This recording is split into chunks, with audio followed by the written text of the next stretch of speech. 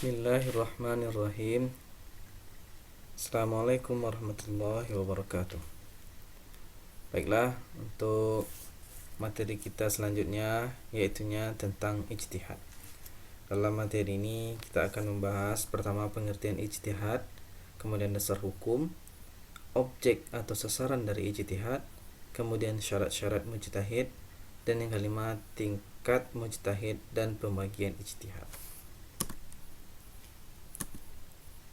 Pertama, pengertian ijtihad. Secara bahasa berasal dari kata jahada dengan arti kesungguhan atau sepenuh hati atau serius. Kata ijtihad bentuk masdarnya nanti ada dua, ada jahdun dan ada juhdun, ya, yang berarti kata kesungguhan atau sepenuh hati, dan juhdun berarti kesanggupan atau kemampuan. Perubahan kata jahada menjadi ijtihada dengan tambahan huruf alif di awal dan ta di antara huruf jim dan ha, mengandung makna untuk mubalaghah, artinya sangat.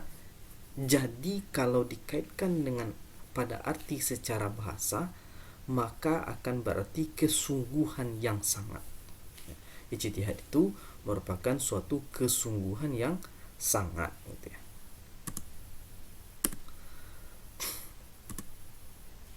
Masih pengertian ijtihad. Pengertian ijtihad secara istilah. Satu, menurut Imam Asy-Syaukani, beliau mengatakan badlul was'i fi naili hukmin syar'iyyin amaliyyin bi tariqatil istinbati.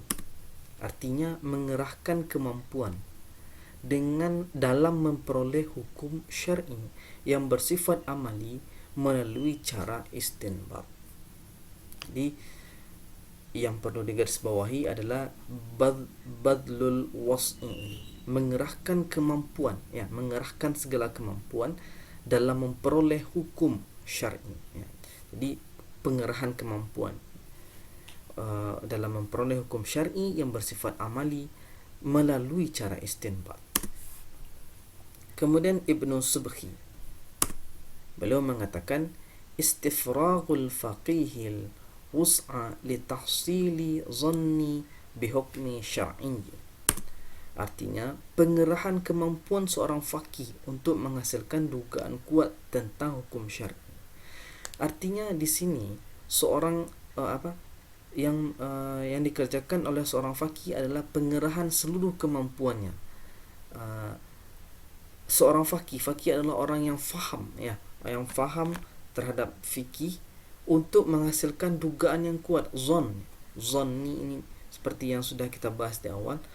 Fikih ini bersifat zanni, ya, dugaan yang kuat tentang hukum syar'i. Masih pengertian ijtihad. Terakhir, menurut Saifuddin Al-Amidi memberikan definisi, yaitunya pengerahan kemampuan dalam memperoleh dugaan kuat tentang sesuatu yang menjadi hukum syara' dalam bentuk yang dirinya merasa tidak mampu berbuat lebih dari itu.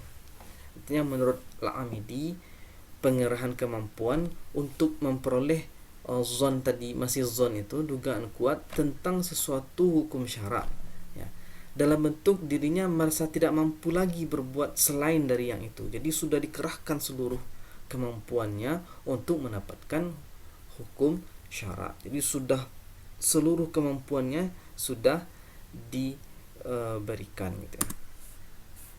Jadi dari tiga definisi di atas dapat diambil beberapa hakikat dari ijtihad, yaitu pertama, ijtihad adalah pengerahan daya nalar secara maksimal.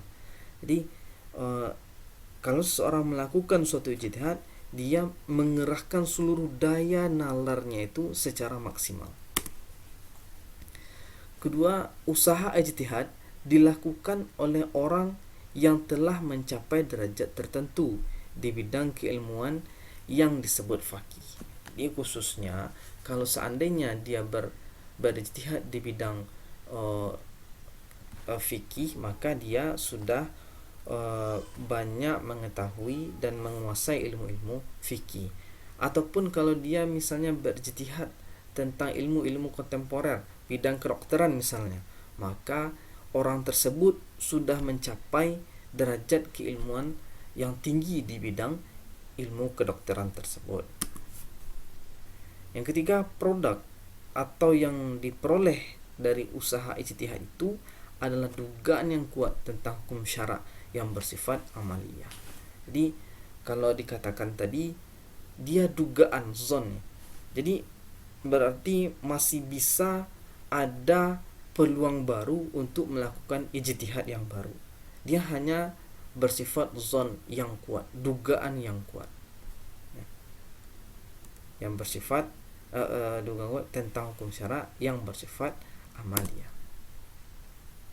Yang keempat, usaha ijtihad ditempuh melalui cara-cara istinbat. Cara-cara istinbat ini maksudnya adalah dia menggali hukum, mengeluarkan hukum berdasarkan dalil-dalil yang telah tersedia baik di dalam Al-Quran maupun di dalam hadis. Menggali dalil-dalil yang tersedia di dalam Al-Quran dan hadis. Dasar hukum.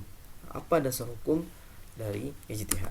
Pertama kita lihat, secara umum hukum berijtihad adalah wajib. Artinya seorang mujtahid wajib melakukan ijtihad untuk menggali dan merumuskan hukum syara dalam hal-hal yang syara sendiri tidak menetapkan secara jelas dan pasti. Artinya seorang mujtahid ini wajib melakukan ijtihad. Siapa yang menjadi mujtahid nanti akan kita lihat apa dan siapa saja yang memenuhi syarat-syarat menjadi mujtahid. Kemudian dalil dari melaksanakan ijtihad ini. Pertama kita lihat Quran surat Al-Hasyr ayat 2 yang berbunyi fa'tabiru ya ulil absar, gitu ya. Maka ambillah iktibar itu hai orang-orang yang punya pandangan. Dalam ayat ini Allah menyuruh orang yang mempunyai pandangan atau faqih mengambil iktibar dan atau pertimbangan dalam berfikir. Jadi jadi orang-orang yang faqih itu disuruh Allah untuk memberikan pandangan-pandangan. Ada tafsirnya nanti di sana. Maka tafsir itulah yang nanti menjadi batu loncatan seseorang untuk bisa menjadi atau mengambil hukum-hukum syara. Kemudian yang kedua, Quran surat An-Nisa ayat 59 yang berbunyi bismillahirrahmanirrahim fa in tanaza'tum fi syai'in farudduhu ila Allahi wa rasulih. Maka jika kamu berselisih paham tentang sesuatu, kembalikanlah kepada Allah dan Rasul. Allah menyuruh mengembalikan sesuatu yang diperselisihkan kepada Allah dan Rasulnya. Yang diperselisihkan itu biasanya sesuatu yang tidak ditetapkan Allah secara jelas dan tegas dalam firman-Nya. Sedangkan perintah mengembalikan kepada Allah dan Rasul berarti menghubungkan hukumnya kepada apa yang telah ditetapkan oleh Allah dan Rasul. Ya. Kemudian objek atau sasaran ijtihad. Menurut Abdul Wahab Khalaf, beliau mengemukakan bahwa persoalan yang menjadi lapangan ijtihad adalah semua yang bersifat zonni atau tidak pasti. Dalam hal ini yang menjadi objek atau lapangan ijtihad adalah pertama, hadis ahad merupakan hadis yang diriwayatkan oleh seseorang atau beberapa orang. Jumlah perawinya tidak sampai pada tingkat mutawatir. Ya, jadi kalau kemarin kita membahas tentang Al-Qur'an yang dalam jalur periwayatannya itu adalah mutawatir katanya di sana. Jadi mutawatir ini merupakan periwayatan yang banyak orang yang meriwayatkan, lebih dari 10 ya, lebih dari 10 orang. Kalau sudah lebih dari 10 orang, maka kecil kemungkinan adanya orang yang berdusta. 10 orang saja sudah kecil kemungkinan orang yang berdusta. Itu yang mutawatir.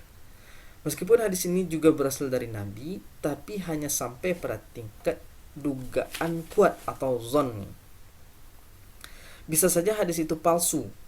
Nah, untuk membuktikan hadis tersebut berasal dari Nabi, mujtahid melakukan ijtihad dengan menguji kebenaran jalur periwayatan. Jadi, seorang mujtahid mempergunakan ilmunya di bidang ilmu hadis untuk melihat, mentarjih ya, apakah hadis ahad ini bisa dijadikan dalil hukum atau tidak, gitu ya. Jadi ada ilmu usulul hadisnya banyak nanti yang menjadi dasar di mana seseorang itu bisa menjadikan hadis ahad ini bisa menjadi hadis yang berdaya hukum, gitu ya.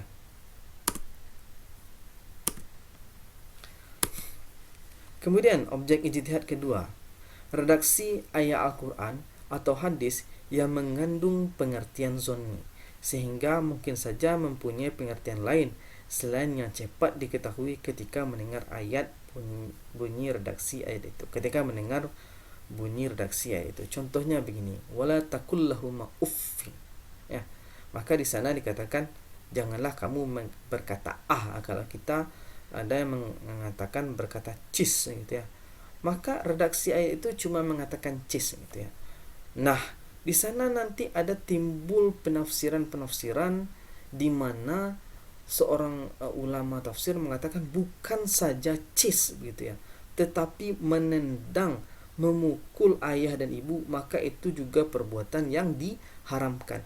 Nah, bentuk-bentuk seperti inilah yang dikatakan dengan bentuk berijtihad, memberikan suatu rumusan baru di mana ayat Al-Quran tidak menjelaskan secara terperinci atau eksplisit, gitu ya.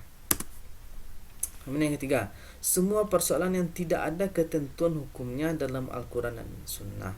Sementara itu tidak ada ijma' ulama yang menjelaskan hukum kasus tersebut. Apa contohnya? Misalnya ada orang melakukan kadaver, ya, atau transplantasi tubuh. Kadaver itu dia menyerahkan seluruh tubuhnya yang sudah menjadi jenazah, diserahkan kepada ilmu kedokteran untuk bisa diteliti, begitu ya. Jadi dia sedekahkan, dia wakafkan tubuhnya untuk diteliti sebagai perkembangan ilmu pengetahuan di bidang kedokteran, gitu ya. Atau transplantasi bagian tubuh. Nah, ini kan belum ada penjelasan atau ketentuan hukum dalam sunnah atau Al-Quran. Walaupun ada yang mengatakan bahwasanya dilarang mengambil tubuh jenazah atau menganiaya jenazah, tetapi untuk keadaan-keadaan tertentu. Ini yang harus dijadikan ladang ijtihad oleh ulama-ulama mujtahid. Kemudian syarat-syarat mujtahid. Ya. Pertama, syarat yang berhubungan dengan kepribadian. Menyangkut dua hal. Pertama, syarat umum yang harus dimiliki oleh seorang mujtahid adalah baligh dan berakal. Jadi syarat ini terbagi menjadi dua. Jadi syarat-syarat mujtahid ini ada beberapa. Yang pertama, syarat yang berhubungan dengan kepribadian, yaitu menyangkut terhadap dua hal. Yang pertama, syarat umum, yaitu harus baligh dan berakal. Yang kedua, syarat kepribadian khusus. Nanti akan kita bahas pada video selanjutnya.